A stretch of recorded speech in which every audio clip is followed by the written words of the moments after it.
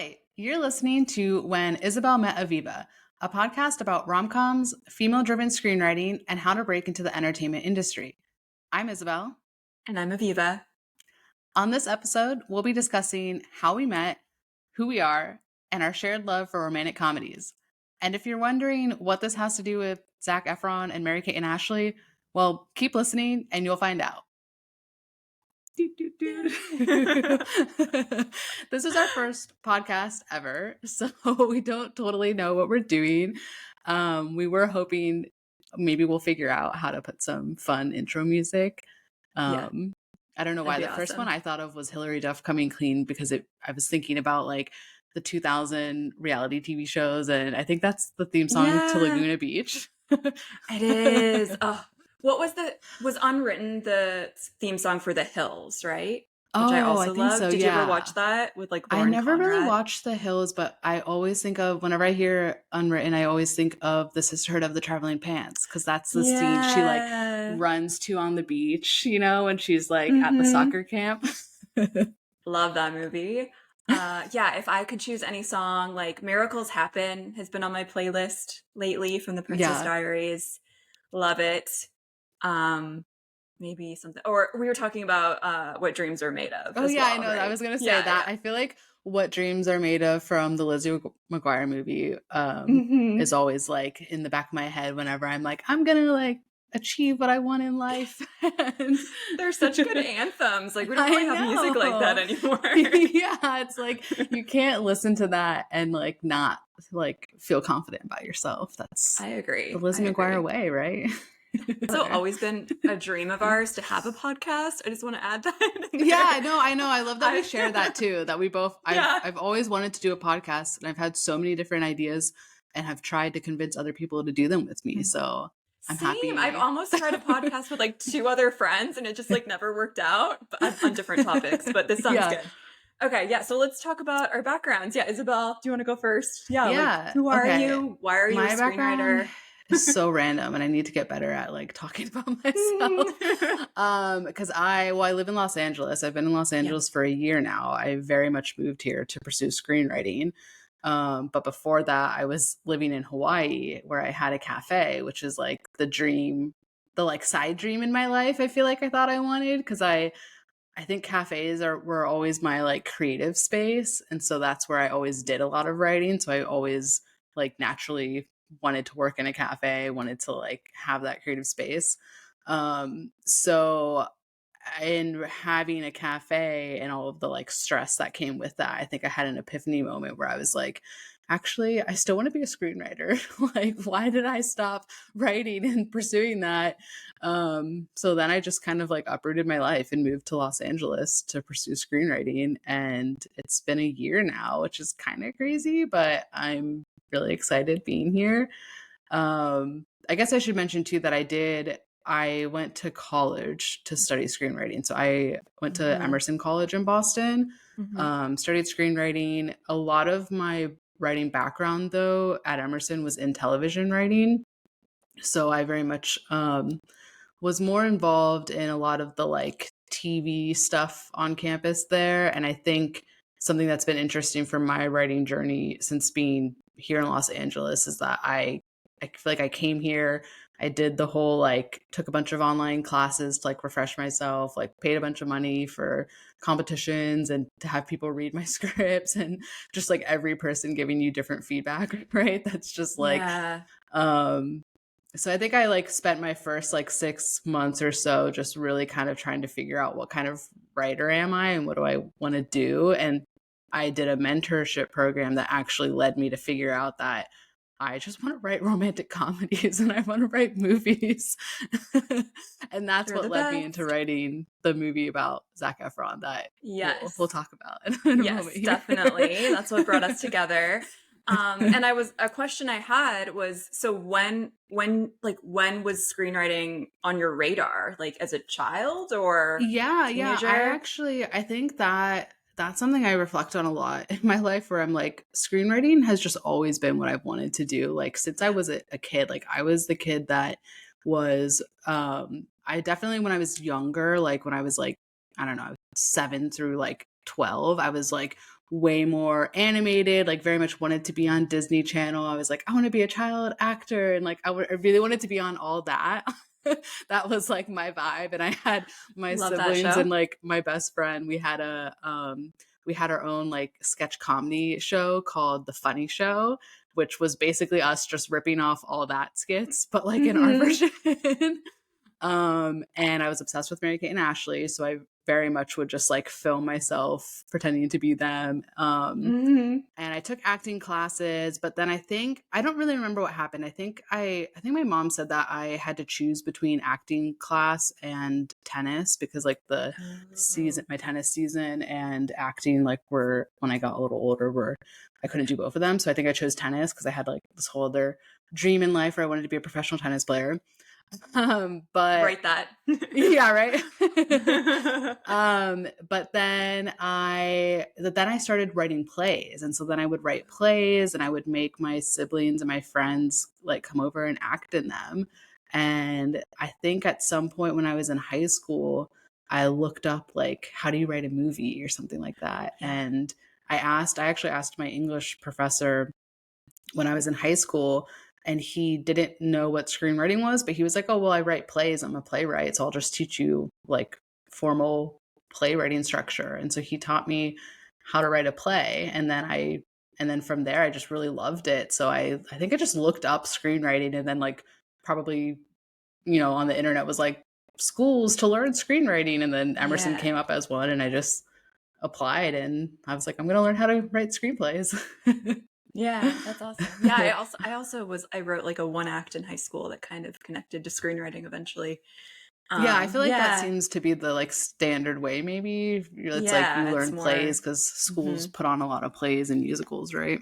Yeah. Well, awesome. Yeah. Okay. Did you know about screenwriting when you were younger? Is that how you kind of discovered it? It took me a while to even know what like a screenplay was. Like I don't know what I thought as a kid. Like, I'm still learning that. Yeah. What is a screenplay? We're gonna figure that out on this podcast. Number one goal on this podcast. Yeah. What is a screenplay? Who knows? There are a lot of books about it. So yeah, as a kid, I wrote stories, and I was always like a writer. I had like a newspaper that I wrote for like my friends and family as like a kid. So I was always I have it in like the garage somewhere.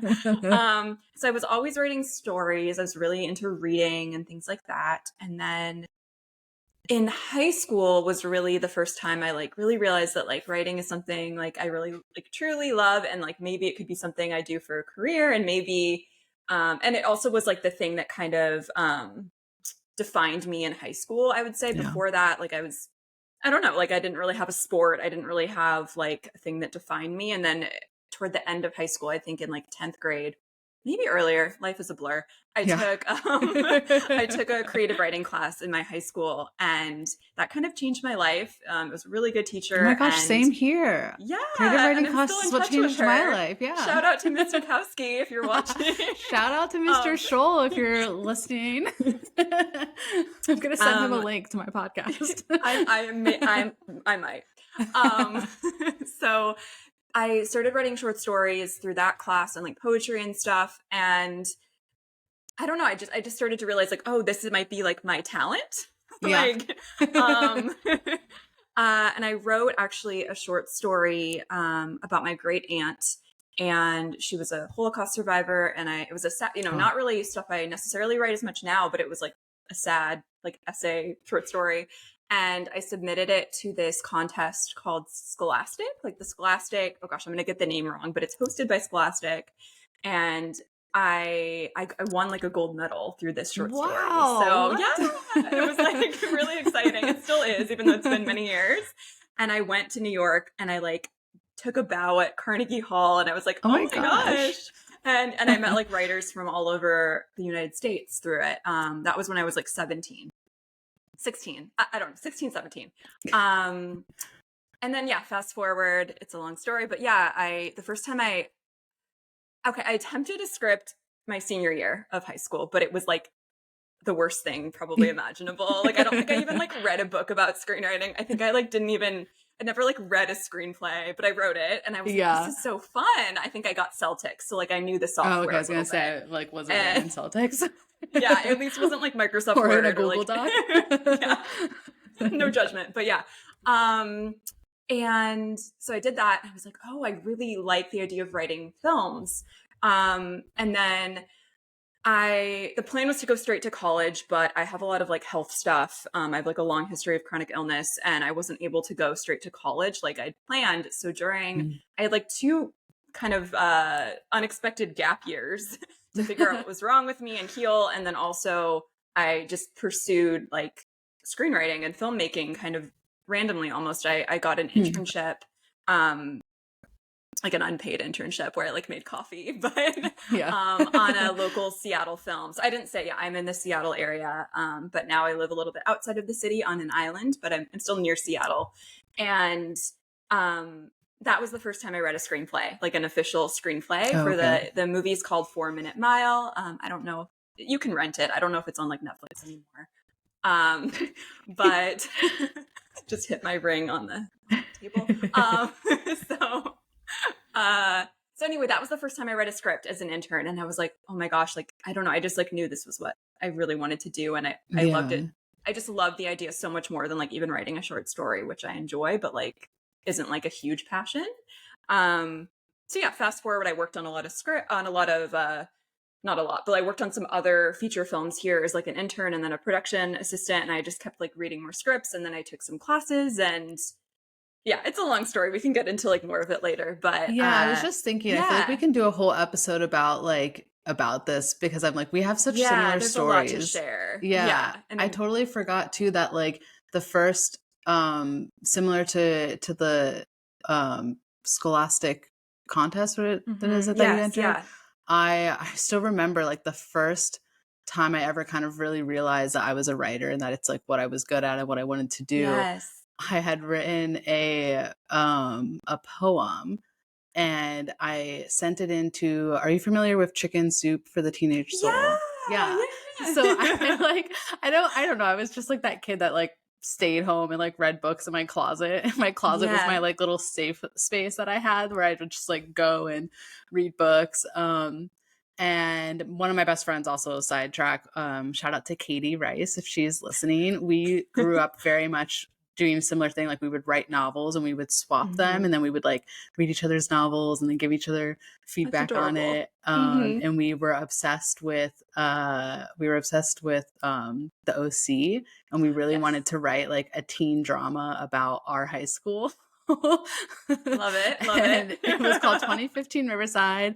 We both had names from Mary Kate and Ashley movies. I was Skylar and she was Riley. For Love our it. Love character it. names. Mm-hmm. But anyway, when I wrote this poem, I submitted it to Chicken Soup for the Teenage Soul, and this is like early 2000s. So I had to like mail it in, and then they mailed me back that they accepted it, and they were printing it in the book, and it came with a check for $50.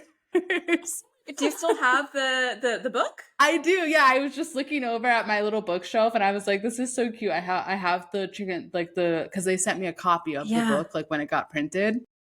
And it was so cute because it was like, I think I was 15 at the time. And I got this like check for $50. So I had to go like open a bank account with my mom. And like, it was like So all this whole exciting. like official thing where I was like, what are we doing? But to me, it was like, oh my Yeah. God, $50. Like, That's everything. That's how do I get this in amazing. cash?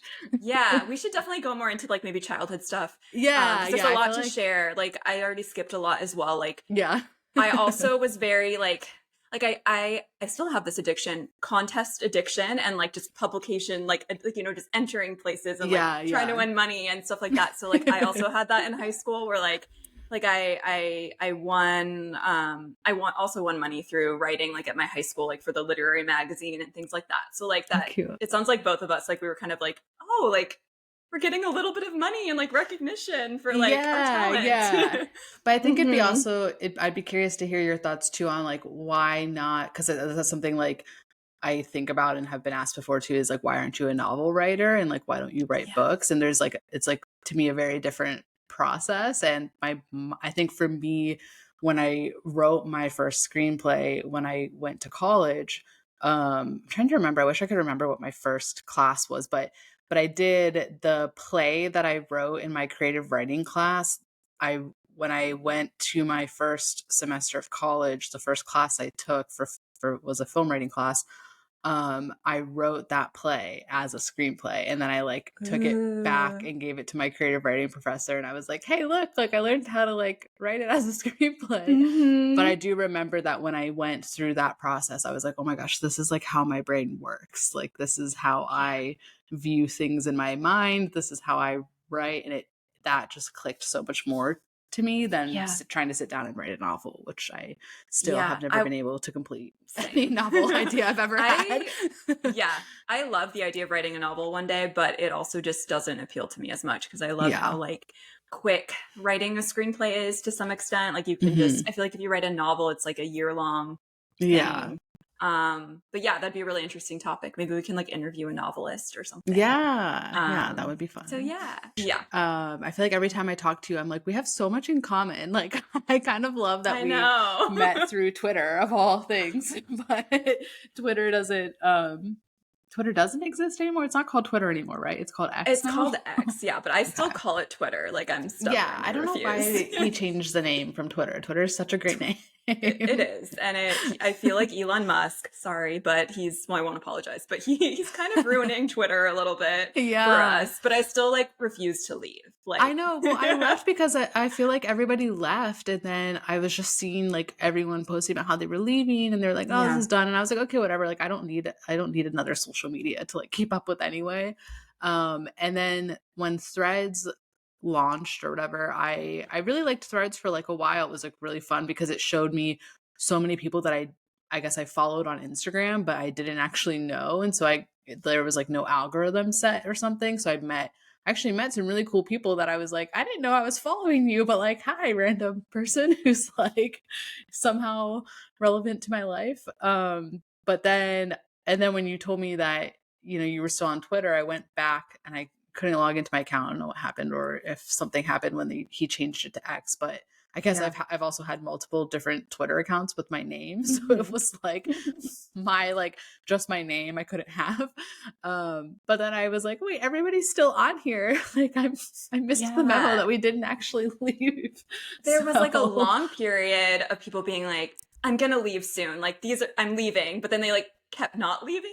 Like they yeah, kept being like, yeah. "I'm gonna leave," and Like I then swear this is just yeah. So I feel like very and some dramatic. people did leave. Like I know that there are other platforms and it's hard to even keep track of how many. Yeah, There was there's like too many Mastodon and platforms. like Blue Sky. I don't even know. Um, Yeah. but I am like a diehard Twitter fan I still. know original And Twitter was like so great. I just wish yeah, it would have just stayed as it was. me But too. And I did I just download it hope it again. doesn't. Yeah. So welcome back to Twitter, Yeah. now called X.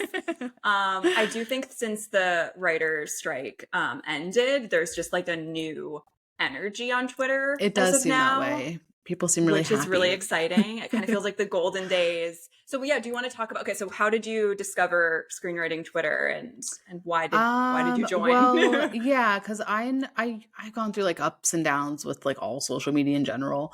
Yeah. I used to use Twitter like way back in the day, but then I downloaded it when I moved to LA. I was trying to figure out like what's my plan here, like how am I going to meet people, and I think I had just like read online or on Reddit because I like using the screenwriting group on Reddit. I read a lot, and I think somebody had mentioned on there that there's like a big Twitter community for screenwriting Twitter. So then I was like, oh, Twitter. I guess that makes sense. That like that's where all the writers would be.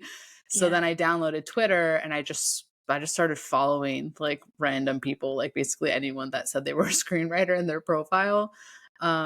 And I really loved it. I felt like everyone was so like it was just such a different vibe than especially moving to Los Angeles. It's like everyone that I know that like either lives in LA or was moving out of LA just was like Mhm. so like jaded, you know, very bitter, like everyone's so like fake in LA, like you're gonna meet all these people who are just gonna take advantage of you.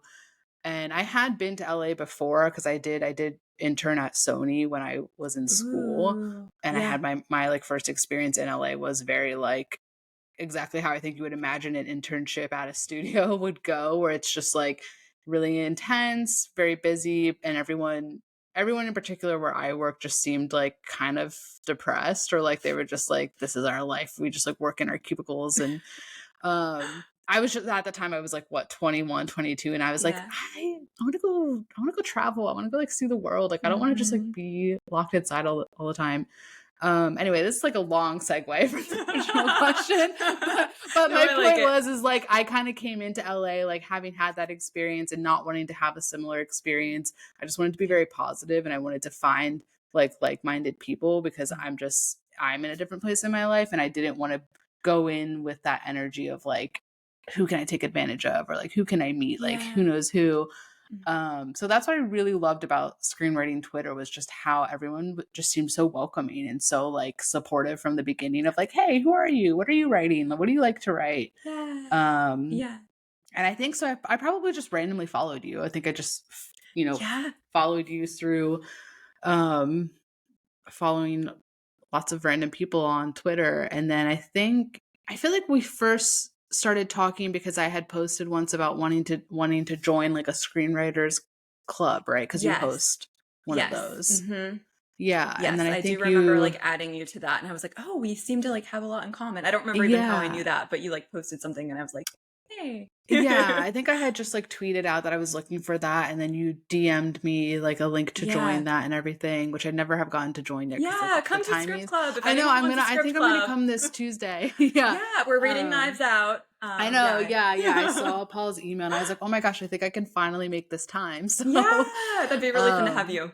Yeah. yeah, so I'm excited. But then I think because I guess to kind of go back to what I was saying earlier, when Mhm. I came to LA and I kind of just was very focused on writing television. I was trying to write 3 comedy pilots, which one of my mentors had told me, just like have 3 comedy pilots ready to go to like show to reps. And I was just really struggling. I was like, I'm not enjoying this. Like I felt Yeah. like I kept rewriting the same pilot and like getting the same or very different types of feedback from people, that I was just like, why does this feel so difficult?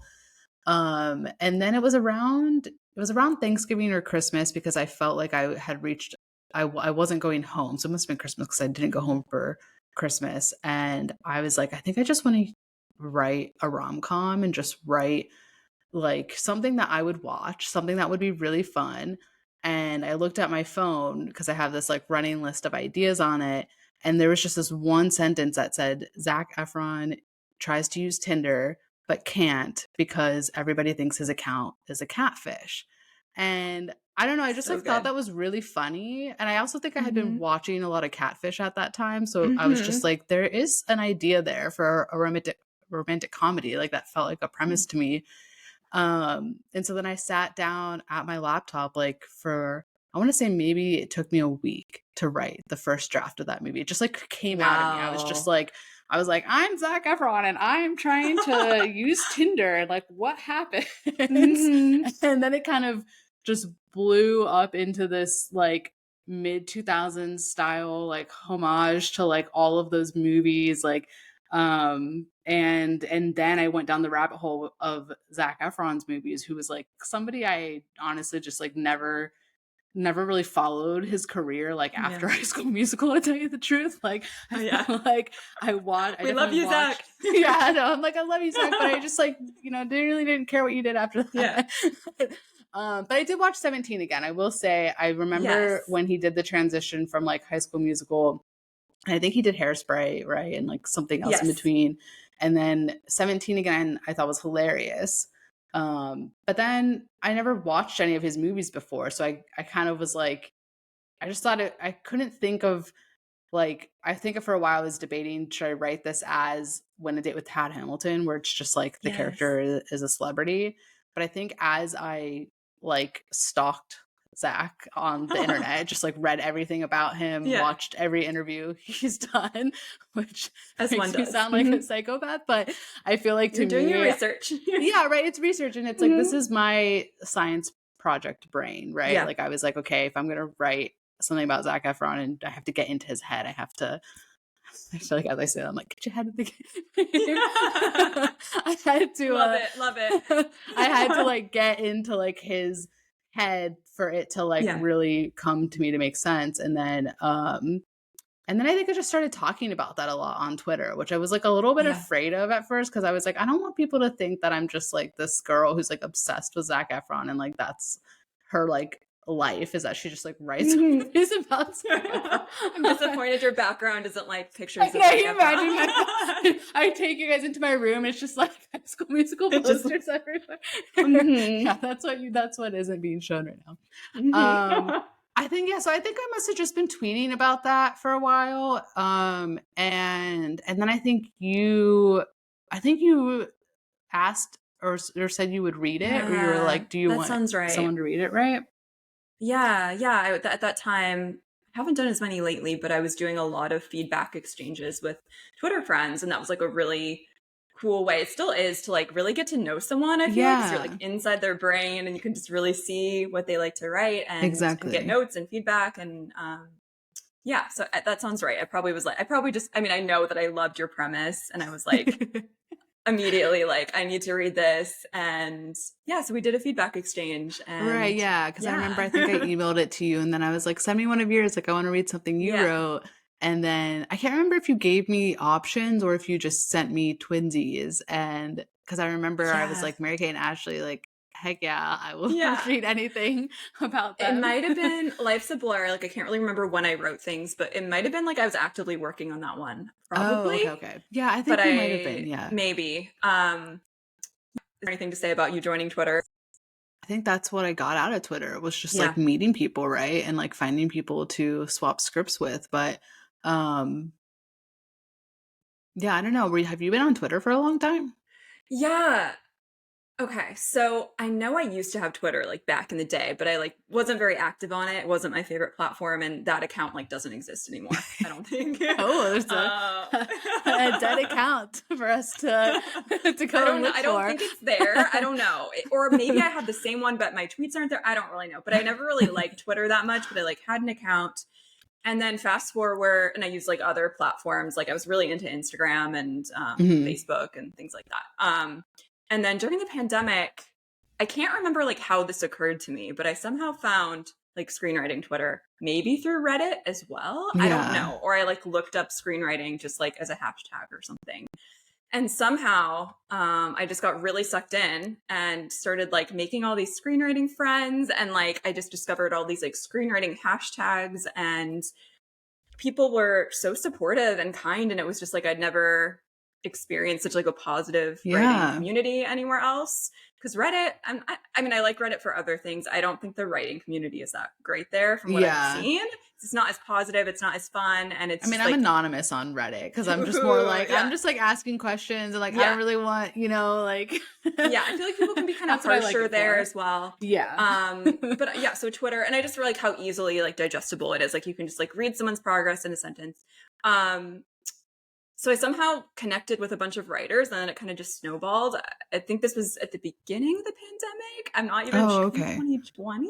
I don't even know what year it is anymore. Yeah, right. I'm like, what year is it now? What day is it? I don't know what day. can't I don't keep know how track old of I am. it. I don't know. So I somehow just found my way onto screenwriting Twitter, and I started also writing a lot more than I had in previous years because I was in lockdown. I didn't have Right. much else going on. I wasn't seeing many people, and I was very, very isolated.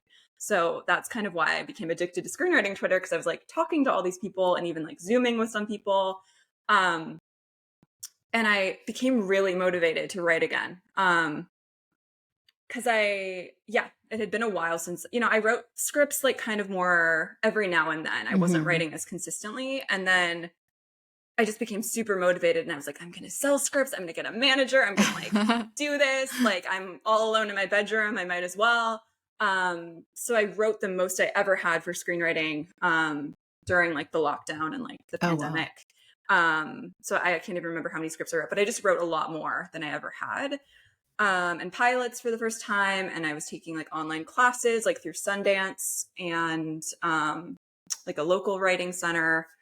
So yeah, I was just so pleasantly surprised how kind everybody was, and it was so inspiring to see people placing in contests Yeah. and selling things and getting managers and getting opportunities even through Twitter, which I never would have realized is a thing, but it is. Yeah. And It's so fun for me to yeah. okay. I was just gonna Keep say, going. when you see someone that you follow on Twitter and you see their name in like the list of like the semifinals of Austin Yeah, Film Festival, I I'm always like, look for oh, hey, people now. yeah, I'm like, I I recognize that name. know. It's or the script name, and I'm like, oh my gosh, like this is like so and so on Yeah. Twitter. It's a really positive, like, it's not as competitive as you would think. Like, I Mhm. truly do feel like really happy for Yeah, people on that platform. that's I'm how not I like, feel oh, too. they got a manager. Why not me? Yeah. Yeah. I would say that's been like something I really love about screenwriting Twitter that kind of like changed my whole like perspective in such a great way that made me excited. Like I feel like, especially having gone to film school in a pretty competitive film school, it's like I feel like I'm very happy to see that like people don't seem as like they're not like very cutthroat. They're not like, oh, like I'm not gonna help Yeah. you. Like I need to get a manager. Blah blah. It feels Mhm. very like it just feels very natural. I don't know. I feel like It I really does. love that about screenwriting Twitter, and at least that's been my experience in Los Angeles too so far. Is people seem very like collaborative and just like Mhm. everybody wants everyone to succeed. And at the end of the day, we're all different people. So we're all writing different stories from different Yeah. perspectives. So I think Yeah. that's something I love about that I can see on Twitter too, right? Is like sometimes I see something someone said and I'm just like, oh yeah, that like makes me think of this, or like this is it's making me think of this idea that I have. And um I think that makes me really happy to see that the energy is not what I think I had been told my whole life, right? With like going to LA or Yeah. just trying to be a screenwriter in general, that it's this very like dog eat dog world where like Mhm. it's gonna be so hard to make it. And it's like, I don't know, I feel like we're all kind of just a big family that just wants to Yeah. see everyone get a chance, to tell their story. Yeah, I agree. And I also, what's something that comes to mind with Twitter, how I connected with a lot of people during the pandemic, there was, Pipeline, the contest, like business, Oh, the right, yeah. company, they do a bunch of different contests for like different genres and even novels and all sorts of things. And I followed them on Twitter and they were hosting this like happy hour type event Oh, virtually cool. on every Friday at like 6 p.m. or something, where you just like use the hashtag, I think it's pipeline writers. And then we Oh, would yeah, just I've like seen that. talk about our progress. And that was like every Friday night for a really long time during the pandemic. It kind of faded, I guess, when people are getting back out into the world. But Yeah. that's how I made a lot of friends as well. So I started getting followers and following people back. And um, so yeah, there's a lot to say. I could talk about Twitter for like I three know, yeah. hours. It's fun because I feel like as we're doing this, I'm like, there's like whole podcast episodes we can Yeah. do. Just like it'd be kind of fun to do a screenwriting Twitter podcast and just have like some random people like from that we Yeah. Our follow on friends from Twitter there. That'd be like really join. cool. Yeah, we should Yeah, do I would something like love that. that. And then before we move on from Twitter, I just want to say that as the longer I went on Twitter, the more I kind of mentioned this before, but the more I realized that people really were getting sales and managers through Twitter, Yeah, which was yeah. like mind blowing because I always thought you'd have to win a contest or Mhm. cold query or something. But I have Twitter friends who've sold scripts through Twitter. I've gotten opportunities through Twitter. Like I've That's made awesome. friends. People have reached out to me and like it's kind of like accidental networking, which I think is the most effective. Like instead of like being Yeah. like, I'm just gonna go out here and network, but like it just all came really naturally just to like start chatting with people and Yeah. kind of grew That's from true. I there. know. I feel like it's just Yeah. like it's the virtual networking, and Hmm. it's been really, I think for me it's mostly just been great to like meet other writers and connect with people like you, right? Like I Yeah. think that's Yeah. what's been fun for me. And I think some of those people, when I thought everybody was leaving Twitter, we like followed each other on Instagram. So I have like my little Yeah. other like the people who have moved over to Instagram that I chat with on there. Yeah. So it's definitely been a good mix of that. I haven't really had too much like networking, like anything come from Twitter in that sense Hmm. yet. I think the in person, I guess, of being in LA has helped the most for me, of just like, you know, having like a coworker. My coworker was a screenwriter, and so Yeah. he's the one actually who I gave my Zac Efron script to, that like Hmm. gave it to his friend, and then his friend um Yeah. That's yeah, awesome. happened to be somebody that could help me. Yeah, yeah. So It's really I'm definitely envious of you being in LA. Like I feel like conflicted. Like I think it'd be really cool to be in LA and have opportunities there. but Seattle has But a great like Yeah, blossoming film scene it there does. It too. So I does. think it's not like, I feel like Seattle is gonna, especially because so many movies film up in Vancouver, right? I just feel like Yeah. Seattle feels like a natural place for like the industry to kind of shift Yeah, to in the for future. sure. And Um, yeah. yeah. I think also during the pandemic and Twitter and just discovering this whole like online virtual community, I think it is more possible, I hope at least, to be a Hmm. writer from anywhere I think so. Yeah. now, because I feel like the advice I've heard years ago, like before the pandemic, was like, you need to move to LA. And it probably Yeah. still is. I think my microphone, sorry guys. Oh, yeah. I was like, what was that? Getting used to this. But now I think there's more possibility in being like a writer from anywhere, which is my ultimate Hmm. dream, just to have that freedom. So, do you want to talk about our exchange and like what we thought of each other's scripts? And Yeah, then, yeah, yeah. well, yeah, okay. So I have like Okay. two things I want to say. The first is that my script has changed so much since I sent it to you. Yeah. I don't even know if it's like, I mean, like the general premise is still there, but I feel like did the one you read open with Zach like at his house, and it was like that, it was like a parody of that Vogue interview where they asked them like Yes. 20 Yes. questions or whatever. Yes. I love it. Yeah. So now, so it's like totally different. I feel like I have to have you read it Yeah, I because would love to read it again. it's now set with him in the Pacific Northwest. He's like living out of his van, Oh and my he's gosh, I love driving down it. the Oregon and Washington coast, and he's like depressed, and he's like, like really wanting to like shed his like rom-com like charming bro image. He's like, I just want to be like Leonardo DiCaprio or Robert Pattinson, like how he like remade his image after Twilight. And he's actually like, I actually set him in Forks. I don't know where this came from me. Like, I Yeah. think this was like, I had a day where I was like, I think I had sent it to my friend Hernani, which shout out to Hernani. He was my coworker he had just like asked me like, oh, what are you working on? And I had a little Hmm. moment where I was like, okay, Isabel, like, am I going to tell this like dude that I'm writing a script about Zac Efron? But I was like, whatever, like that's me. Like, I'm just going to tell him. Yeah. And he was like, I love Zac Efron. Like, I'll read that. And I was like, really? Like, I love that. and so one of the feedback that he gave me was like, he was like, I feel like you can like add a little bit more depth to Zach's character. Hmm. And so then I kind of was like, all right, I got to get in Zach's head. And I went hiking, which I think is like very funny, where I was like, I'm just going to drive out of the city, go get lost in nature. That feels like a very Zac Efron thing to do. But then it helped so much that, because like then I just Hmm. like put him into like that moment where I was like, Yeah. I put him into nature, and actually I put him into Forks, Washington, which I don't know if you've ever been to Forks It's on my actually. list of Oh, places. I you have shockingly to have go. not. It's Oh, like yeah. 4 hours away from me. I've been to Port Yeah, you're Angeles. so close. I'm in Yeah. Washington State. I've been to Port Angeles, and I've like been past the restaurant I where they like love have Port the Angeles. Yeah. mushroom ravioli. Yeah. That's funny that we both love Twilight, because I think Twilight is also like a core part of who I am as a writer. Yeah. Honestly, it's very formative. I'm not even ashamed of it. Like, it's just like, it was the fandom that, besides like Harry Potter, that I just like was obsessed with as a teen. And I still watch those movies like once a year. Oh yeah, probably.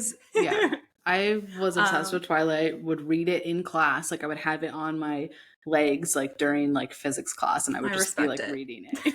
Because I was like, I don't care to learn. I don't want to learn about physics. I just want to know what happens in New Moon. I mean, I remember like going to camp, and my mom shipped me like a copy of like the newest book, like 2 copies, like one for my best friend and one for me. And we like didn't talk to anybody for like a day or like however long. Like, we were at camp with like other people. It's like a core memory.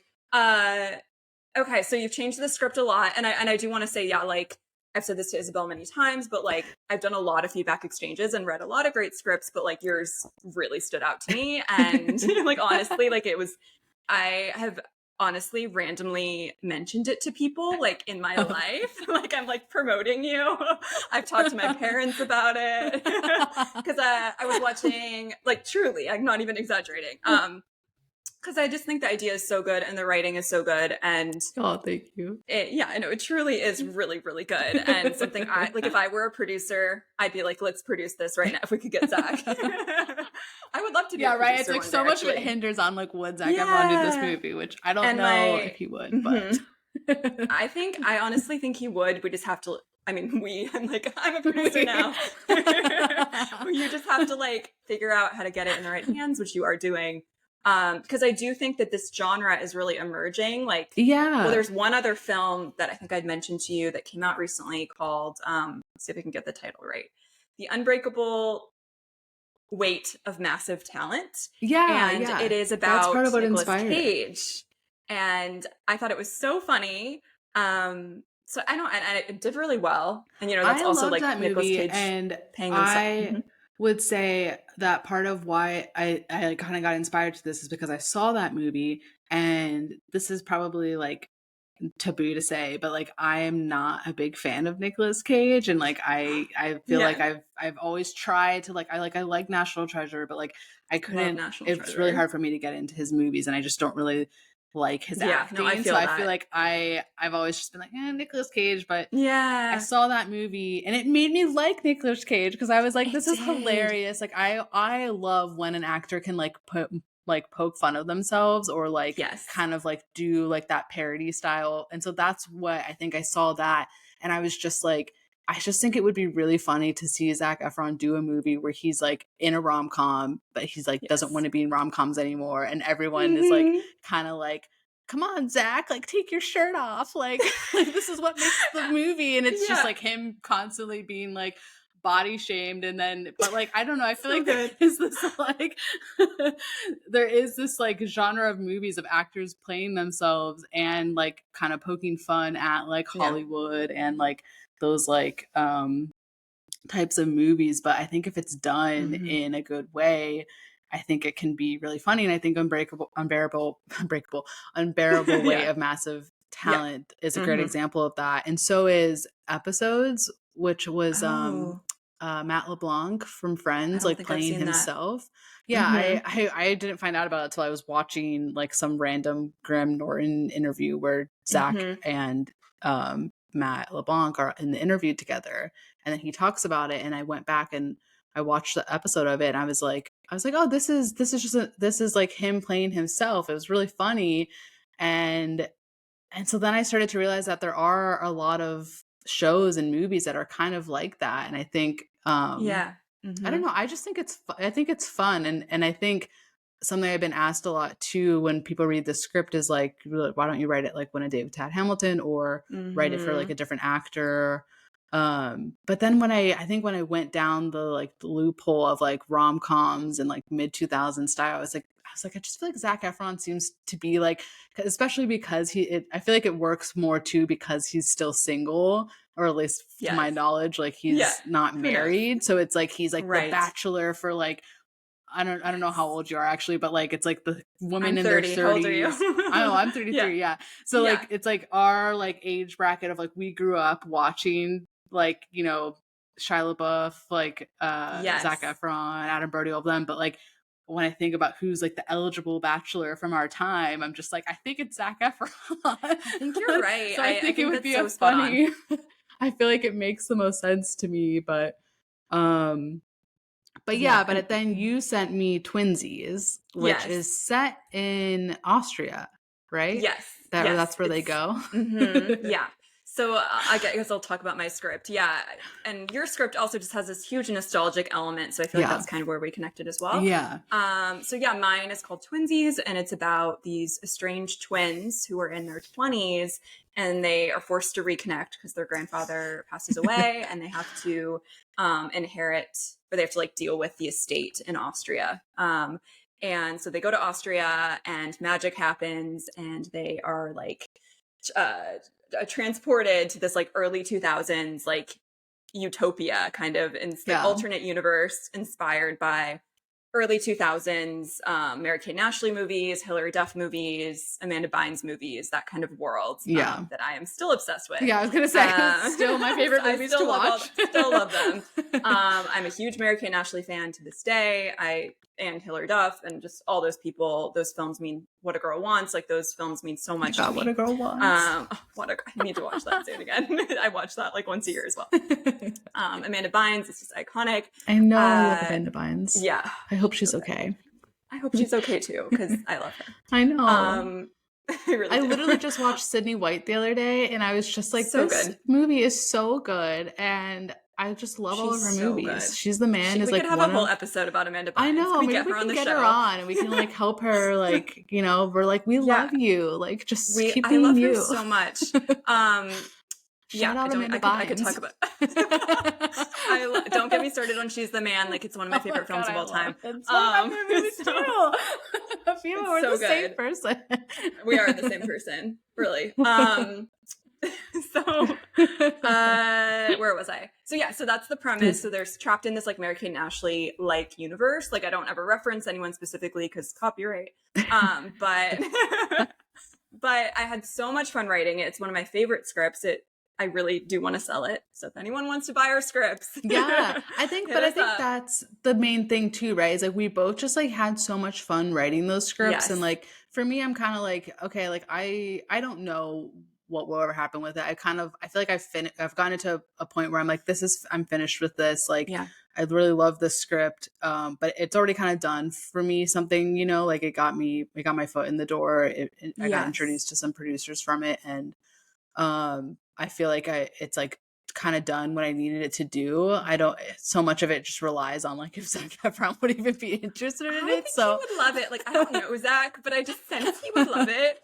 And I wanted to mention as well that your script really made me realize that I am such a big Zac Efron fan, but I like didn't even realize it until I read it. Cause I was like, yes, this reference. Yeah. And fun fact, was in a High School Musical production, like a theatrical production in middle school. And so that it's just like very much part of my brand. I'm not gifted in acting. Unfortunately, I was basketball player number 3, and it was, I was very disappointed in my Did you sing and dance in it? I did. Like, I didn't have any solos. Like, I can't sing very well, unfortunately, but they made us, this was the worst part. So I was like, oh, like I'll be like a cheerleader. Like if I'm going to be an extra character, like I'd rather have done that. Or like a theater, you know how they had different cliques in the High School Musical. But they said, okay, you're a basketball player. And they were like, we really want to make it authentic. So every Saturday morning, you're going to get up early and you're going to practice basketball at this like gym. God. That sounds terrible. I just want to do theater. Like, I don't want to do this. So they made us like literally do like basketball drills. Oh, because, like, wow. They were preparing us. They were like really were going for the authentic. Get your head in the game, like all the choreography. So, one day I'll find footage of that maybe. Yeah. Oh my gosh, please do. This was like in 8th grade. We need that to be like a clip. On our podcast. And it was just the worst because I hate sports. I'm not a sporty person. I'm not coordinated. And they were like making us play basketball. But that's a little tangent. But so wait, are you more Mary? Are you more Ashley? Or are you more Mary-Kate?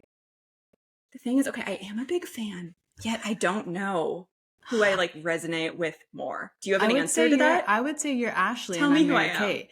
Because Ashley is a little bit more like girly, a little bit more like she's more like the studious one that like reads all the books. And then Mary-Kate, I'll take it. I hope I'm doing this right. I'm like, am I mixing them up? But I'm pretty sure from my memory, Mary-Kate was always the like more sporty one, the more like she was like the one that was like, is she the one who's in, because isn't in Winning London, one of them is like climbing through the like ducks and stuff, but it's like out of character for her. And I think that's Ashley. Yeah. Because Mary-Kate is always the one who's more like, yeah, I love that. I love that for us. Right. So through writing the script, before, like when I was outlining, I was like, I have this idea, and I rewatched all the Mary-Kate and Ashley movies and literally took notes. That's what's so fun about writing these kind of things that you love. It's like, I'm like, oh no, I need to do research for my script. I need to watch all of Zac Efron's movies. Like, like, and then it was like so much fun. Side note, the lucky one is, besides like some of his classics, like my favorite Zac Efron movie. Is that like, your I watch favorite one? It a lot. I'd say so. Hadn't seen that. So that was what was fun for me, is like I hadn't watched any of his movies. I think he came back into my life when I think during the pandemic, because I think that's when Down to Earth with Zac Efron the first season of Yes. it came Saw out, that as well. and I loved that. I was like, oh, this is like my like world is like Yeah. environmental sustainability. I've like been working in that as when I'm not doing screenwriting. We're twins so it was again really because I have a book about interesting. sustainability. Really? Oh my gosh. Okay. I Yeah. do. Yeah. So like that, I think I must have watched that. And then I remember too during the pandemic just like going into like watching so many movies, and Yeah. my ex really wanted to watch Neighbors, and I very much was like, no, like Neighbors, isn't that like a bro-y just like movie that's just like about frats and sororities? And I was like, that sounds horrible. But he was like, no, I think you will like it. Like it's kind of your sense of humor. So I was like, I think we watched the trailer and I was like, okay, well, I mean, Zac Efron's in it, Seth Rogen was Yeah. and it's literally one of my favorite movies. Like Neighbors and Neighbors 2, I feel like are like some of my comfort movies that I watch whenever I'm like down or like if I need a good laugh. And I think maybe that was part of where to like I was like Zac Efron's so good in this, and I think I think that's when I think I just did a quick like I don't know what Zac Efron's up to like looked him up, and then I think I saw some article where he said like oh he had tried to use Tinder and then I love nobody that. swiped on him, and I thought that was so funny. But So funny. it kind of made me sad how much people like say like he's not a good actor or that like he's like not attractive, and like people are always like making all these commentaries about his face, his body, and I'm like, who are these people that are like He's like, perfection. like People need to tearing be down quiet. somebody who's like a pretty like normal looking person and is really funny. So I was like, this is so mean. Yeah. So I think that's where I kind of too when I was writing this script, I was where I was hoping that if he ever read it, that he would see that it's like very much a like people love you. Like people think you're a great actor. Like there is this whole like Reddit community that is obsessed with him that I find really hilarious. I love it. I love it. And they're like they're really funny people. I'm like I read it sometimes and I'm just like these people are kind of really hilarious like the way they are very self-aware, but I forget now what my train of thought was on this. I feel like I've gone down the Zac Efron rabbit hole. I know. But yeah. Oh, I think it was going to like how it's easy to write a movie when you're just like genuinely interested or find it fun, you know? And I think for me, that's something I love just about writing rom-coms is that I love to watch rom-coms. And I always go into my writing of like, I want to write something that I would watch. And I think that was just like the general premise or theme I went into in writing this script about Zac was like I would go to the movies and watch a movie called Dating Zac Efron that was like a 2000s nostalgic movie, right? It's like it would do so well. Yeah, like I feel like it's also part of why I think Barbie has done so well because it's very nostalgic, and I think that is like something that is what people want right now. I feel like I don't know, all of us who are like in our 30s, it's like if you show me a movie that's like playing homage to Mary Kate and Ashley, like I would 100% go see that in movie theaters. 100%. And I think also I love like meeting other people who love the rom-com as much as me because I mean there are quite a few people, but I do feel like it's I don't know, like a lot of the contests I think aren't looking for archetyped types of scripts necessarily, and a lot of you know, the industry is very like male dominated, which tends to be not the rom-com. And so I get really excited meeting someone who like just understands like I consider myself a cinephile and I think you are too, but like our films are not like our favorite films aren't necessarily like The Godfather and like the top 100 on IMDb, which are often very masculine and critically acclaimed by men type of films. So I think the rom-com has like a bad reputation for like being not as great or a chick flick or whatever. But I think a lot like the Barbie movie, I guess, proved that like you can get audiences out to see super girly, super rom-com-y type sparkly content, which is like my favorite. And yeah, like with Twinsies, like I've entered it into contests and it hasn't done well, but I know if I found the right reader it would be good. It just depends. I submitted it to the Blacklist, and if you guys don't know what that, probably most people know what the Blacklist is, but it's like you pay for an evaluation, and if you get like a 8 or above, that's considered, even 7 and above is considered really good. Oh, that's good. Get, like, I just got a 7 with dating That's Zac great. Efron. Okay, I got a 7. Once again, twins. I got a 7 on 7 wins. Twinsies. Yeah, and Oh, I look was at pretty that. happy about that. I was sad because it's not the average, because I got some, like, higher Oh, scores for yeah. some of the My average is categories, and I like was like, it 6.5. would have been an 8, and then it just Oh, depends what the reader says. But yeah. I think that really proved to me, I was like, this reader loves Mary-Kate and Ashley. Like, she was writing about how much this script, like, would meant to her, and but if I submitted it to, like, I also got like a 4, like I submitted it again to, like, clearly a guy, I think. Right, And he was yeah. like, what is this? Like, it was really harsh. Oh my But like, gosh. I didn't even take it to heart, because for this one, like, critiques can, like, sink in and make me feel bad. But for this one in particular, I was like, he's just not the right reader. Like, Yeah. he's not going to understand the references. He was like, what's going on? Like, it Oh, just okay. might seem Yeah, crazy. that's Like, he hard. didn't know any of the references. Um, so I don't know where I was going with that, but just, I guess I was transitioning to talking about But even without the the references, rom-com. I feel like I know, it's it a was fun great and silly. concept and it's like really Thank fun. I you. love the like the Austrian twins, right? Yeah, it's Austrian twins, and yeah, just for years, like, the inspiration behind it. I mean, I just love Mary-Kate and Ashley, but I don't know, I always just wondered, um, yeah, just what it's like to be a twin, and if you don't end up having a good relationship with your sister Yeah. who's identical to you, and like how that would play out in the real world. So that's kind of And they what had very inspired different it. personalities, right? Wasn't one of them very Yes. like workaholic and like I Yes. forget what the other one's Mm-hmm. job was or Yeah. she was Yeah. They're doing. like opposite personalities. They live in Hmm. like opposite areas of America, and they hadn't spoken for many years because they had like a Yeah. falling out. So I just think that'd be really, like, I am an only child. I wish I had a sibling. So I've always kind of like romanticized what it would be to have a twin. Yeah. And yeah, so that's kind of what inspired it. And then I also am just really obsessed with writing about Austria and Europe.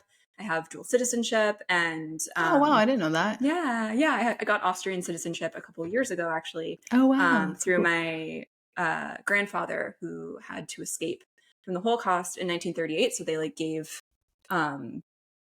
there's a new immigration law that was enacted a few years ago that like is basically like reparations for what happened, Oh and giving wow. citizenship to the descendants of people who had to, escape. Yeah. So where was I going? So yeah, I really do, like, I write a lot about like Austria and Europe, and both of us love like wanderlust Yeah. rom-coms. So anyway, this is getting really long. So I know. Oh, I just figured we would just like keep talking and then we'll kind of okay. just like we'll edit it where we need to. Yeah, that sounds good. And it's okay if it's Yeah. really But long. I have to tell you a story real Yeah. quick about because you were asking me earlier like if like what is our fun fact or like do we have any like Yeah. celebrity run-ins. But I don't know if I've told you this, but I've met Mary-Kate and Ashley. On a cruise? Was it on a No, it cruise? was No, okay, so then I don't know. yeah, Maybe. my family was in the Bahamas when they were filming Holiday in the Sun, I think and you like maybe mentioned this. it Mm-hmm. was just like a random like they were there and I can still remember like I think my mom found out or something and she was like, "Oh my God, Isabel, like Mary-Kate and Ashley are here and they're like filming a movie." And so Oh I my saw gosh. them like film some scenes. Like I wish I could remember like I definitely like next time I go home to Ohio, I definitely have like a box like with all the photos and like I like cut Amazing. out images of them. And I definitely have one where I like cut out a heart of them and it's like it's like they're walking and talking by the beach doing a scene. I um love that. but yeah, there was a scene that I watched be filmed in the pool, like at the hotel. And I wish I still had this, but the director gave me his like lanyard from like, cause I was like standing next to him. And I think I must Gosh. have been standing there for a while. So he like gave it to Yeah. me and he was like, here you go. And I don't know what happened to it, but I went to a restaurant one of the nights while we were there and they were there and my mom like went over to them and was like, my daughter is like your biggest fan. Like, is there any chance you could take a photo with us? And they were like, no, sorry, we're busy. Like we're working right now. Mm-hmm. And she was just like, what? So And then it was kind of disappointing. sad. I know. Cause then they like just walked by us and then they like Yeah. went to an ice cream shop and then they were just like having ice cream and like hanging out with their friends. And I was like, I mean, like now as an adult, I would probably be like, Yeah. okay, I get it. Like they're like, Yeah. they're busy. They're like working. The last thing they've probably already talked to so many kids. Right. But as a Yeah. like, I don't know, like little kids seeing that happen, it kind of was really sad. I was just like, traumatic heroes. childhood trauma. I'm like, well, you don't want to talk to unpack me. that. I know, yeah. That's a whole really other episode. Childhood trauma. Yeah. Well, so you saw them, but you just weren't able to interact with them. Yeah, I wasn't able to like actually get a photo with them or like talk to them, but I just saw so them. sad. I saw them working. So I mean, that was so cool. Well, it that's was like still really cool. Yeah, I love that connection though. and that, just like, to like I wrote see something. a film set too at that age, like see like yeah, that's like very formative. Yeah, and then because I remember when the movie came out, I was like so excited. I was like, oh my god! And there's some girl from my hometown who's like she in like the opening scene when they go to the club, she's like one of the girls who's like having a drink or something, and so it was like weird. It was like, imagine oh my gosh, being an like, extra in that film. I would right? like tell everybody my whole life. I know, right? I'm like, that would be my claim to fame. I would just be like, I was an extra in Our Lips Are Sealed. Oh my god, the dream. Yeah. Okay. Yeah, I guess for fun, I'll just like say, I mean, I haven't had that many like celebrity interactions, but I have seen some through like when I was an intern and a production assistant. But I never really like I was on a film with like I was a production assistant for Laggies, which was like a Seattle film years ago that was directed by Lynn Shelton, who was an amazing like Seattle director. And so Keira Knightley was like in the film. So I was like feet away from her quite a few times, but there's definitely like a hierarchy on film sets, and maybe I would have been braver now, but as like a young 20-something, I was like, I didn't approach her. She was like reading a novel, like when she was waiting for her scenes, and I could have. That feels but, like, very I don't know. Knightley. I know she was reading a novel, not a Kindle. Fun fact. So and like Chloe Grace Moretz and Caitlin Dever, might be saying her. I think that's how you say her name. Who I love. She's in a rom-com that I recommend to everybody called Rosalind. It came out last year. I've never seen that. Have you seen it? On Hulu? It is the best rom-com of last year. Dare I say? It was so cute. It's like a Shakespearean Romeo and Juliet. Ooh, okay. Rom-com. Sounds right up my alley. Really I need to watch this. You would love it. Anyway, so I've seen Caitlin Dever. I've seen a lot of people from afar. Just like an intern, like making coffee for people. Toni Collette. She was on another film I worked on, and she's so good. She was on a film called Lucky Them. And once again, I didn't really interact with her, but I was at the front desk, and she like asked me where the trash can was. So I was like, It's that way. Something like that. She was like there for just, she was in, like I was in the production office mostly. So that's also why I didn't interact with many of the actors. But so yeah, that's my celebrity fact. My only celebrity run-in since living in Los Angeles has been I was in a grocery store and I saw Sophia Bush, and I had like a little moment where I was like, oh my god, what's her name? John Tucker Must Die. Yeah, John Tucker Must Die. Brooke. She plays Brooke in One Tree Hill. And I was like, oh my god, One Tree Hill. She seems really kind. Like if you go to her Instagram, she seems like a nice person. Yeah, she was like, I was like, I don't know. I feel like at a certain age, you're just kind of like, it's like, oh, I know who you are, but I'm not going to like, just like you're grocery shopping. Like, what am I going to do? Say, like, hi, I love One Tree Hill. I feel like at this point in my career, I'd be more likely to approach like a writer I really admire. Like I think that I would get the guts to like, I'll just say like we should mention like Kiwi and Karen McCullough. So like Kiwi Smith, Karen McCullough, they're like this screenwriting rom-com duo, and I'm obsessed with them. And I've interacted with them on Twitter. Like we follow each other, which is very exciting. That is exciting for me. And anyway, so I feel like if I saw them, like I'd be intimidated, but I would like definitely like get the guts to like be like, hello. But like with the celebrity at this point, I think for the most part, unless it were like Zac Efron. I don't even know if I would be able to talk to Zac Efron if I just like walked into a cafe and he was there. Yeah. I feel like it'd be so creepy if I went up to him and was like, I wrote a whole script about you. About you trying to date Tinder. You'd be like, security. I know. I feel like if I was Zac Efron, I'd be like, get me away from this person. That's so funny. Yeah. So yeah, I don't know. I feel like I wouldn't talk to anyone if I saw them. I feel like I would. Yeah. My dream would be to just like get to know the actors and actresses like in a film of mine, because then I feel like I have the right to like approach you. So yeah, as you can gather, like we really love the rom-com. That's a big part of what this podcast will be about.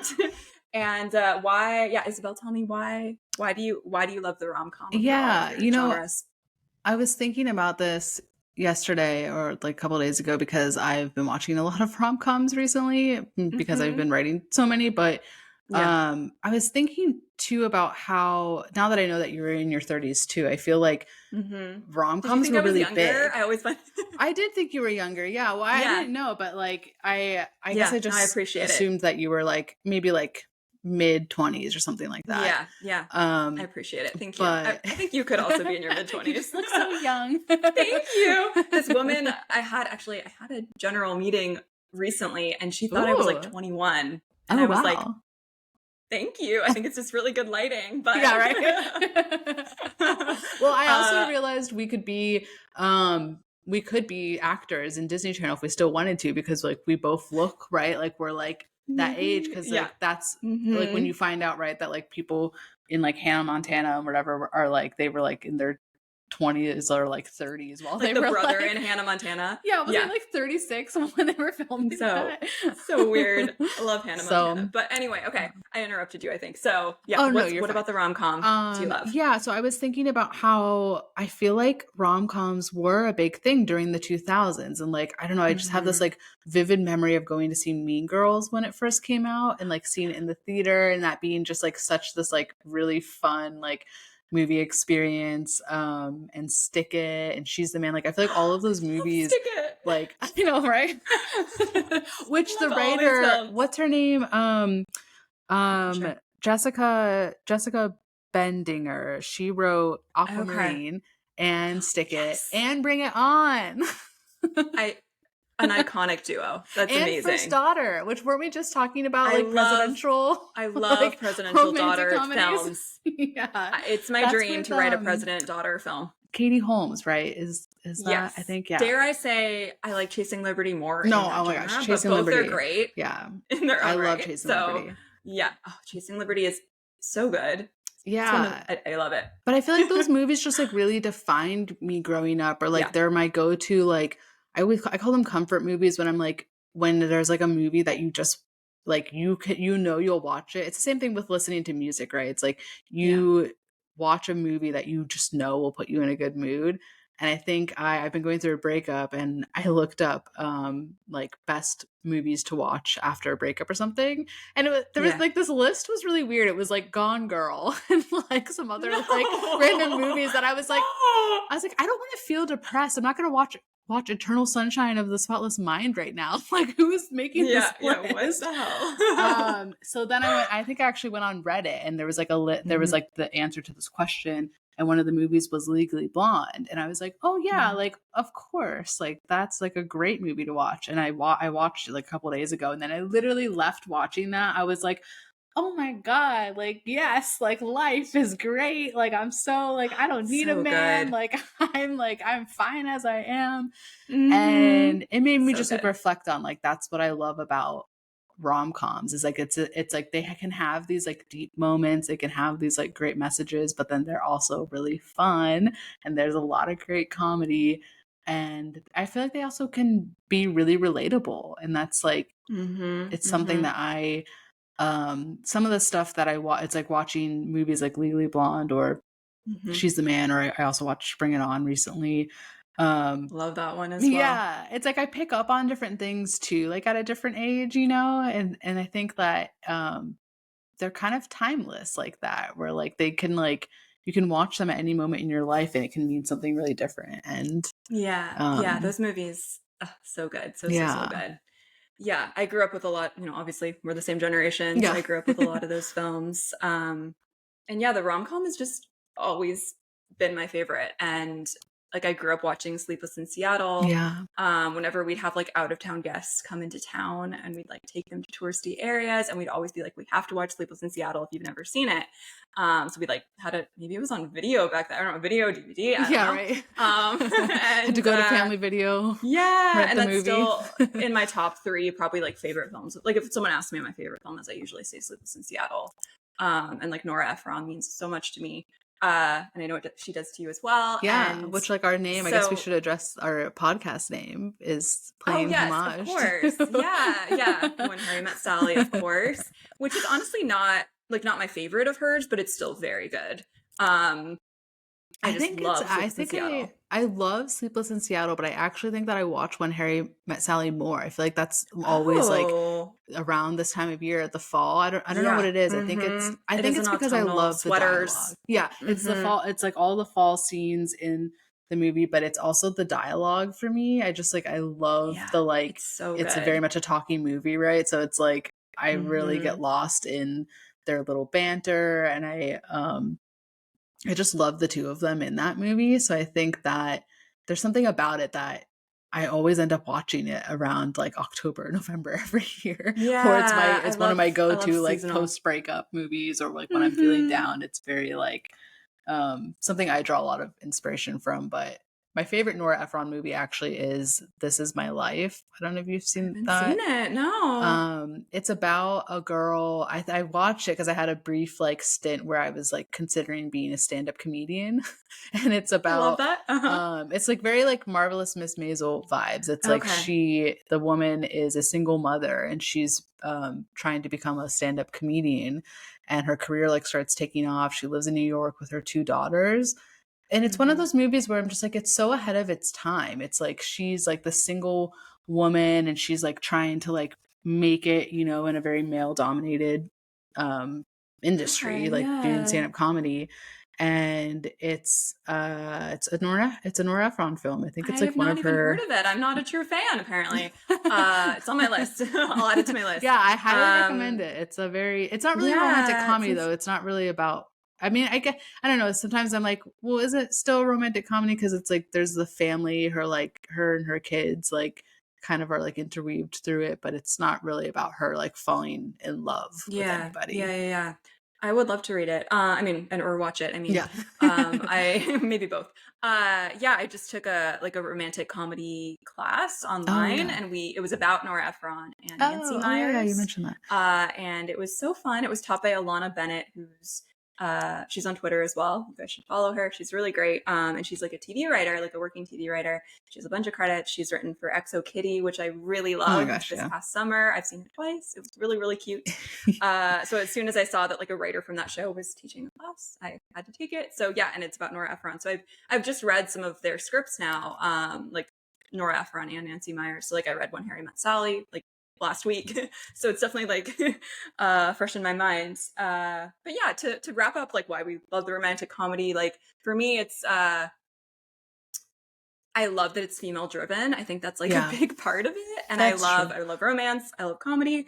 And I like that this genre is about female like transformation. Like I've thought about this before. Like it's not just because Yeah. I love romance, but it's like it's really about like a woman's usually like journey to just like get what she wants and Yeah. transform. And it's just really fun to see that. And a lot of other genres are very male dominated, very like actiony, and I like some of those genres, but the rom-com is just so comforting and inspiring and like motivating for me, and Yeah. just escapism. So Yeah, yeah, I was gonna say, I feel like I always like I go into the world that is, yeah, whether I'm yeah, reading the script or I'm writing it or watching it. It's like I do love that it kind of has that escapism element to it where it's just like yeah.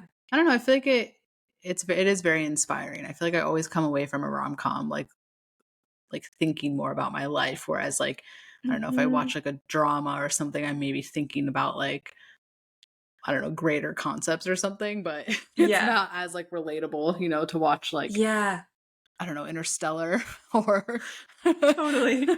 or Inception. Yeah, Like that's very totally. different. Those are Leaves you in a fun, very but just different not. mood. Agree.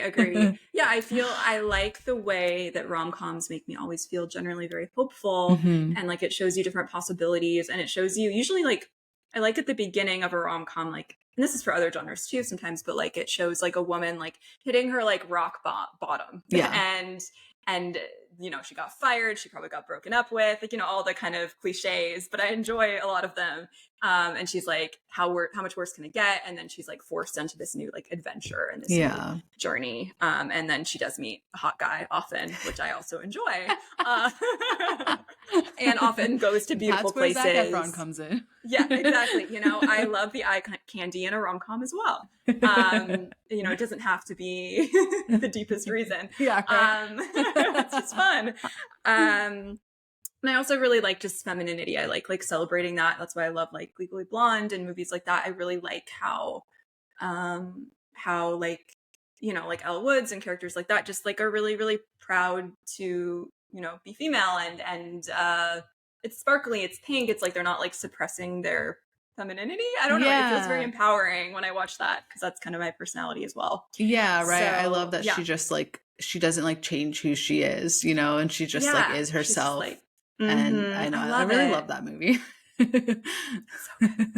I could do a whole episode on Kiwi and Karen's filmography. I know. I feel like we're gonna have to because like when I was thinking, I honestly would love that. Yeah, I feel like if we could get them to be on it, that would be amazing. Because manifest that would be amazing. Oh yeah, we were gonna talk about manifesting like who we want to be on the podcast. So our plan, I guess, of now is we're gonna reach out to writers we really admire, both like people we've met and then also people we just have always idolized or enjoyed their films. And other writers who are aspiring writers too, right? Yes. Like I think I want it to be a good mix of like people who have already established and people who are just like in the same boat as us, and like either have already that'd be really fun. Gotten something produced, on the way to getting something produced, or who just started their journey. I feel like it'd be cool to capture the different experiences from all different types of women. I would love that. And women identifying writers.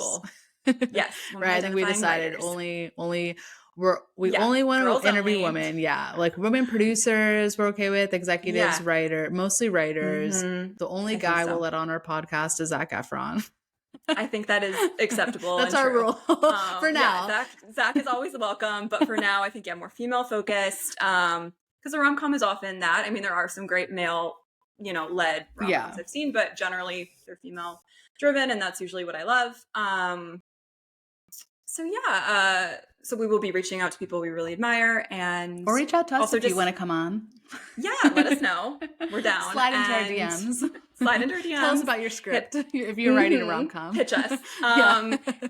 And we also just want to talk about us breaking into the industry. Yeah. Because both like Isabel and myself, like we're kind of parallel situations with our careers. Yeah. Yeah, like kind of eerily similar in some ways. I know. So like we're both kind of just breaking in but we have like both like a long history of chasing this dream. I think for the part of our audience who maybe isn't a writer or a screenwriter, but it can like relate to like loving rom-coms or wanting to pursue their own dream in some other way, I think it could be interesting for them to like hear a little bit about our process of like some of the stuff we're writing. And then because I just think it'd be really cool if like we talked about one of our ideas or something on this and then it like later got made, and then it would be kind of fun to be like do an episode that's like, hey, remember when we were talking about our twinsies and dating Zac Efron scripts and then they got made, and we could like share that and the journey right from script to screen. Ideally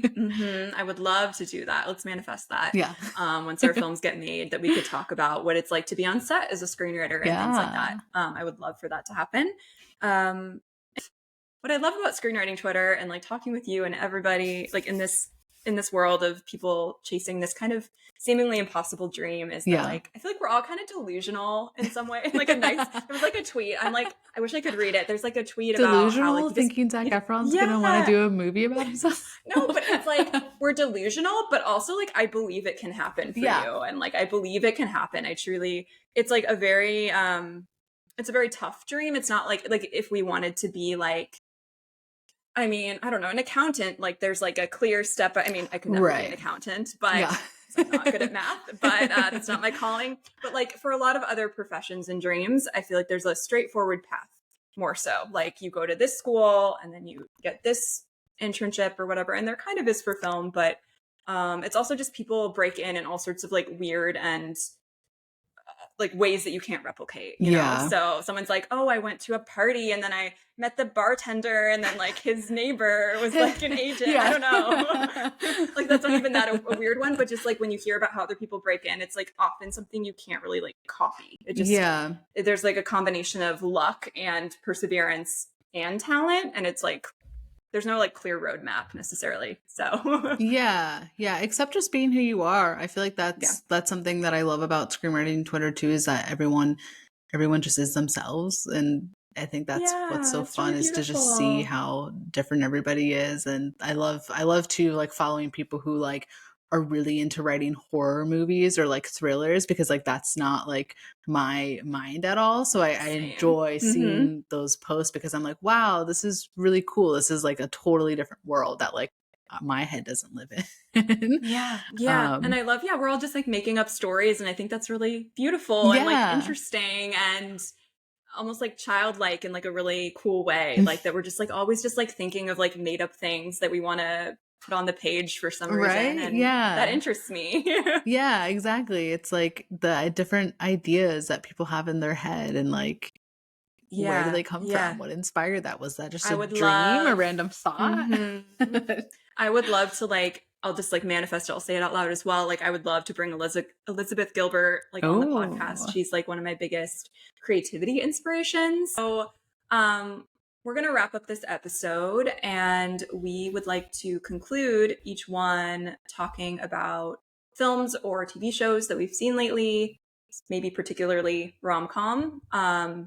That we might recommend for you guys, because we're always looking for more recommendations and it's fun to talk about what we've been watching. So for me, okay, probably the last rom-com, although I kind of consider this a romantic drama, but I'm still gonna bring it up, is Love at First Sight. Oh, I haven't Came watched that out on yet. Netflix. It's really cute. I think it came out just a couple weeks ago and I've been telling everybody to watch it. I know I love a rom-com if I bring it up with like anyone, but especially just like more than one person, and I Yeah. brought it up with a few people. It's really cute. I read the book, and dare I say it's better than the book. It's a really good adaptation, Wow. which is unusual. And then for a pure rom-com that I saw a little bit ago, but I've been telling everybody to watch, is Puppy Love Oh yeah, on you told me to watch Amazon that. Prime. I thought it was, I'd say so far, we'll see what the next few months hold with rom-com releases, but it's my favorite rom-com of the year. Puppy Wow. Love. Okay, It I need to was watch that. so cute. And there's Lucy actual Hale puppies is in it, a, right? You said that there yes, it's it not has just called Puppy dogs. Love. There's It's actually dogs in correct. It has it. the dog theme, and it has Lucy Hale in it, who I think is like a fantastic rom-com lead. I think she's great. And just look up the trailer. I'm not going to try to describe it, but it's Yeah. really cute. It's about two people who are brought together because their dogs, well, one dog knocks up the other dog, Oh, and that's funny. so the dog gets pregnant, and so they're kind of forced, it's like an enemies to lovers thing. I guess I am Okay. describing the plot, but yeah, they're forced together because of their dogs, and it's just absolutely adorable. So I really loved it. So yeah, what Okay. are your recommendations, Yeah. Isabel? Well, okay, because I said earlier that I've been going through a breakup, and like my Mhm. definitely like during a breakup, I love to watch like older like movies that I grew up on for like the nostalgic comfort element. So I watched Legally Blonde recently, and then I also watched Bring It On. But I have to say, like, if you Yes. haven't watched Bring It On recently, it's so worth watching again, because it's, again, I feel like it's very ahead of its time, and it does such a good, it just like it's just a really good movie. And I don't know if maybe too it's because It's so I good. used to be a cheerleader, so I I had like love that for that you. like brief time in my life where I would like go to cheerleading competitions. But I just I love always like, wanted to be a cheerleader. really, it was like I did, I but don't my school know. didn't really have them. Hmm. I was just not into it. It was like I did it for like the friendship elements of it, and like I think I enjoyed it for a little bit, but I was always more interested in playing tennis. So it was kind of like Hmm. I was like, this is fun. I like doing the dances, but I'm not a very coordinated person for that. So I Same. probably Hmm. was the person who messed up all the routines and got and Yeah, lost yeah. points I to think I everyone. just wanted the like costumes Yeah, right, exactly. I like the and little costume. That part is fun. and probably Bring It On in a lot of those films probably was part of the reason why I wanted to be a cheerleader. Yeah, I mean, yeah, But yeah, my watching them school in just didn't have their football. yeah, like Gabrielle Union Hmm. is so good in that movie. It's like She's so good. I'm obsessed with her because of that movie. Um It's a great film. I just love it. And oh, but I did watch Love Again with Priyanka Chopra, which Oh, I did see that was as like well. okay, but I feel like I liked it more than I think I did when I first watched Oh, it, okay. just because I kind of like how they talk about death in it. So I thought that was interesting, because Ooh, yeah, the yeah, yeah. not to like give much away, but because her Mm-hmm. boyfriend dies, and then it's about her finding love Yeah, again. totally. But Hence the name. Yeah. I also saw that one. And yeah, I mean, on Twitter, I want to mention this. Like, I tend to not like criticize films on Twitter because I don't want to like cause drama. And I think every film should be like celebrated because it was actually made and it's a miracle. So like every film that was ever made is a miracle. But yeah, I did not like Love Again. I'll say it here. I'll spill the tea on our podcast. It's okay. I didn't like the Barbie movie, so yeah, we can have a whole episode about that too. I love Greta Gerwig. Barbie was not my favorite. Life Size. I admired Life Size is better than Barbie. Is so good. Maybe a hot take, but if you go back and watch Life Size, you'll see that it was a great movie. It was so good. It'd be interesting to talk about Barbie for a really long time, but I love Greta Gerwig. I admired a lot of aspects of it, but it just wasn't my thing. Surprisingly, it was kind of off-brand for me. Love it, but I know. I felt that way too. I was just kind of like, I went into it being like, oh my gosh, I'm gonna love this, but I thought it was gonna be my favorite film of the year, and it wasn't. But we can talk about that another time. But yeah, Love Again. It's on Netflix. Like, it's worth watching. I thought the cast was good, but it's a good airplane movie. Yeah, you know what I mean by that. And I thought watch it while you're on an airplane. If you're just stuck in the air and there's nothing else to watch. Like that's like I agree. It's like I didn't think it was like amazing, but I did enjoy the concept of death part of it into a rom-com, and it made me it definitely inspired me with one of the rom-coms I've been working on, which talks about death a little bit in it. So I think maybe that's why I liked it, because it kind of gave me some stuff to think about, but it was just very cheesy, and I didn't think that the actors had chemistry, so it was great. And they're such good actors. I love both leads. Chopra, so I love her. I felt that way as well, and I thought it was such a good premise as well. Like it was like, it's something I could imagine producers being like, yes, write that, like if you were pitching it. I just didn't work. It's not something I would watch again. And like a rom-com is good. I know a rom-com is good if I want to see it again, especially repeated viewings, and if I mention it to people in a positive way. Yeah, exactly. That's true. Yeah. That's the criteria. That's how we'll judge things on this podcast. Yeah, do I want to watch it again, and will I recommend it to people? Exactly. Bring It On is of course iconic, and the toothbrushing scene I think about a lot. Oh my gosh, so. I have to send you my script, because I added a little like scene where Liz, the girl that Zac is like falling in love with, where they are like camping, and then they're like brushing their teeth like at the like bathroom at the camp thing, and it's very much like playing homage to that scene, because I love that scene. It's so good, like, and I don't know his name. I know. I was just thinking about that. Isn't it Jesse something?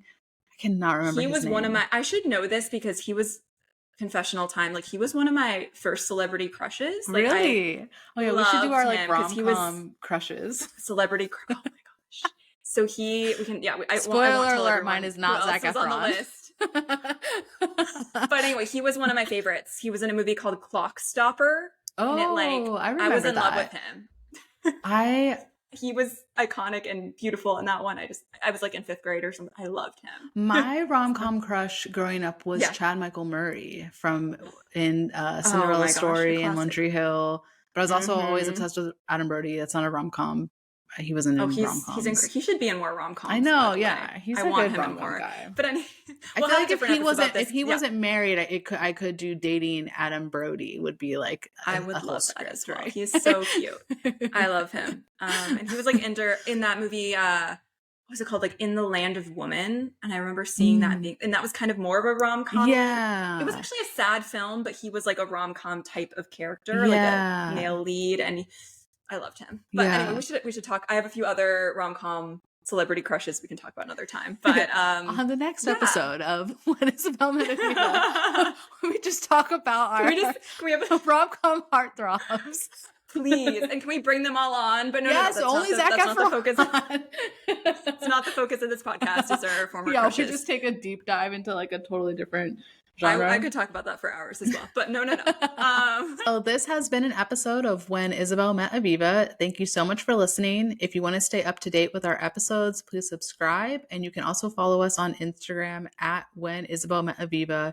We're also on Twitter as at Isabel Met Aviva, and on TikTok as When Isabel Met Aviva. We are also both personally on, I use Instagram and Twitter. Oh, I just am back on Twitter. My Twitter though is It Writes Comedy for now because I can't get my name for some reason. But then my Instagram is also, I think I couldn't get my full name. So it's Isabel_K_T, which is a mouthful, but there will be links to follow us somewhere. In the show notes. Yeah, in the show notes. You can follow me on Twitter and Instagram. That's where I'm most active as well. And my username is the same on both, just Aviva Pelton.